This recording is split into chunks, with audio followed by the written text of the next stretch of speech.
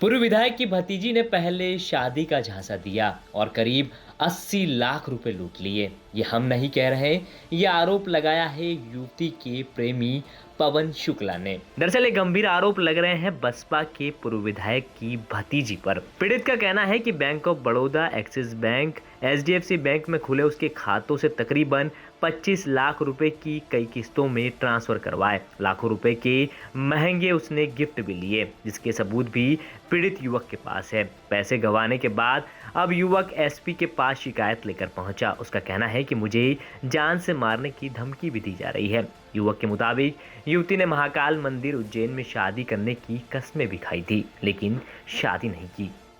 मेरा नाम विवेक है।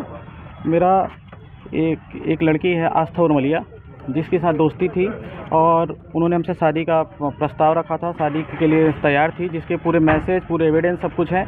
इसके बाद उन्होंने हमसे झांसा देकर लगभग 22 लाख रुपए अपने अकाउंट पर्सनल में लिया है। लगभग 165 बार में पैसे दिए गए हैं, जिसके ये आपको दिखाना चाहूँगा। ये हिस्ट्री है, ये आप देख सकते हैं। एचडीएफसी बैंक से पैसे गए हैं, ये लगभग बड़ौदा से गए हैं, ये आप देख सकते हैं। उनके खाते नंबर हैं और फिर से एचडीएफसी करंट अकाउंट से गए हैं पैसे।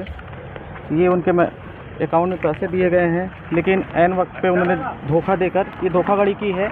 इसके अलावा बताना चाहूँगा, उन्होंने हमसे लगभग 3 लाख रुपए से ज़्यादा के कपड़े, जेवरात और आईफोन, डायमंड रिंग के पैसे, सभी के पुख्ता सबूत मैं सबसे पहले बताना चाहूँगा, जो मैं यहाँ बोल रहा हूँ सभी के पुख्ता सबूत हैं। लगभग 512 पेज के एविडेंस सीएसपी कार्यालय में दिए जा चुके हैं।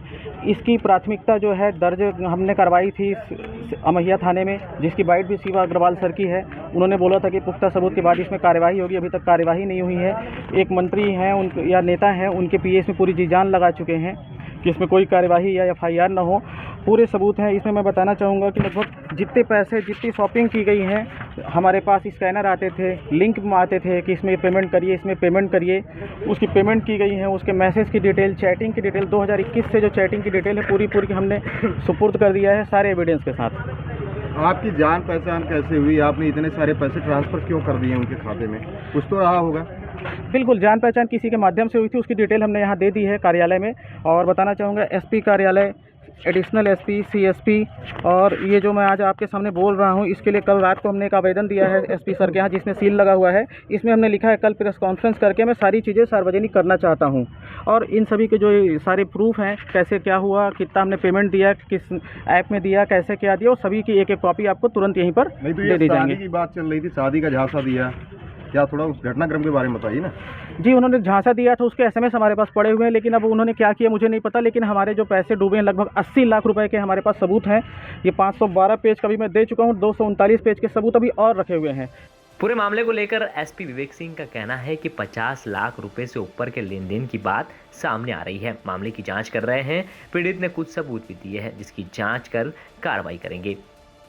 एक्सटॉर्शन का वैसे नहीं बोल सकते। एक फरियादी है विवेक शुक्ला, उनके द्वारा एक शिकायत की गई है कि एक लड़की द्वारा उनसे पैसे वगैरह वो देते रहे लगातार, उनके अकाउंट में भी देते रहे और कुछ गिफ्ट्स वगैरह भी उनको लगातार देते रहे और आपसी रजामंदी से थे, उनके बीच में बातचीत वगैरह थी।